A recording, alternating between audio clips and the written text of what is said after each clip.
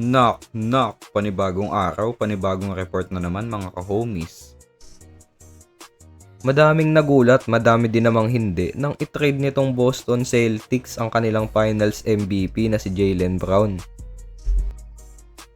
Pero kung may mga hindi nagulat doon, at least dito masasabi kong nagulat ang lahat nang itrade ng Charlotte Hornets ang kanilang franchise player na si LaMelo Ball.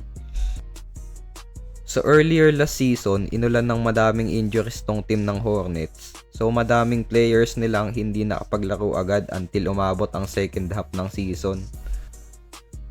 So nalabas nila yung full potential ng roster nila along dun sa sistema ng kanilang coach na si Charles Lee. Almost patapos na ang regular season. Tinalo nila ang mga contender na teams kagaya ng Boston Celtics, Denver Nuggets at OKC Thunder. Nanalo sila ng 32 wins at 13 losses sa second half ng season. So isa sila sa pinakamainit na team papasok ng postseason kahit nasa play-in tournament bracket sila.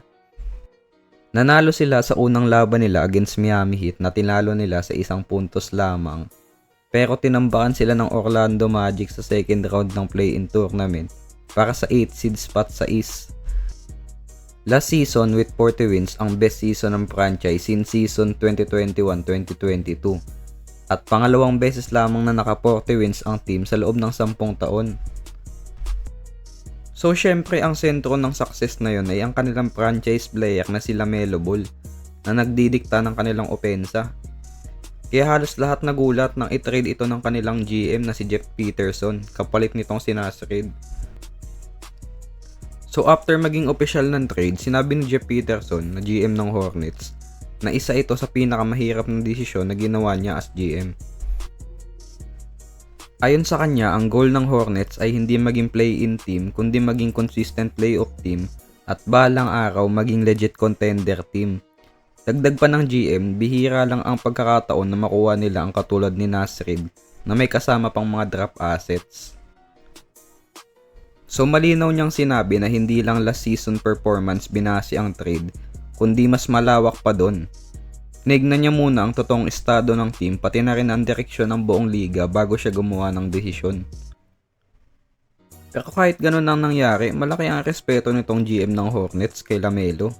Pinuri niya pa nga ito sa mga nagawa nito sa franchise.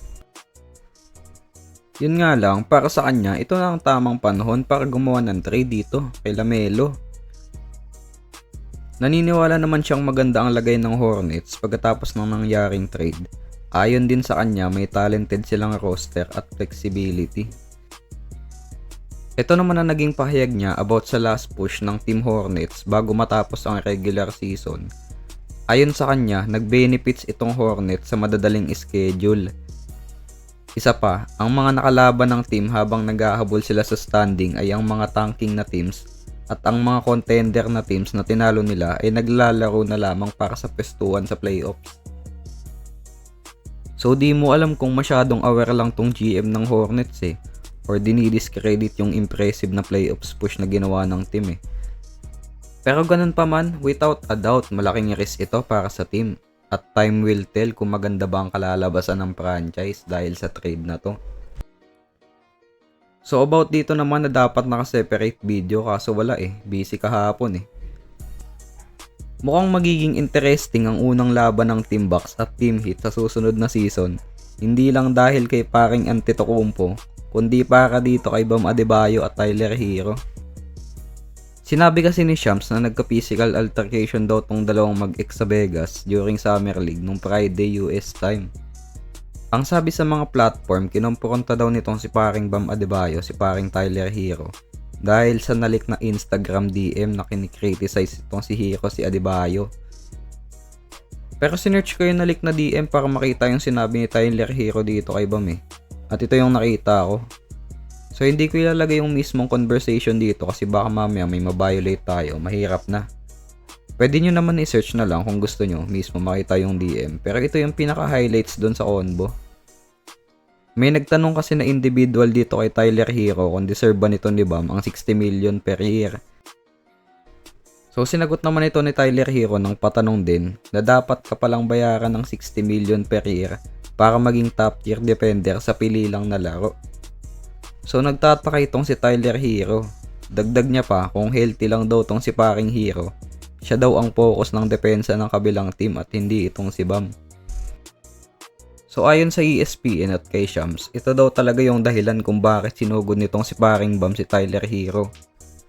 Idol ata nito si Draymond Green kasi ayon sa headline, sinapak daw nitong si paring Bam si Hero bago sila mapaghiwalay ng security. So after naman ng incident, tumanggi naman magbigay ng comment tong si paring Tyler Hero. Pero even daw natapos ang aksidente ayon sa mga fans, after ngang ma-eliminate ng Team Heat last season ng Team Hornets, lumalabas talaga na may problema ang team. Isa sa mga naiisip ng fans ay ang mga tension sa locker room kung sino ba talaga ang totoong franchise player ng team. At isa pa, walang leadership ang nasabing koponan.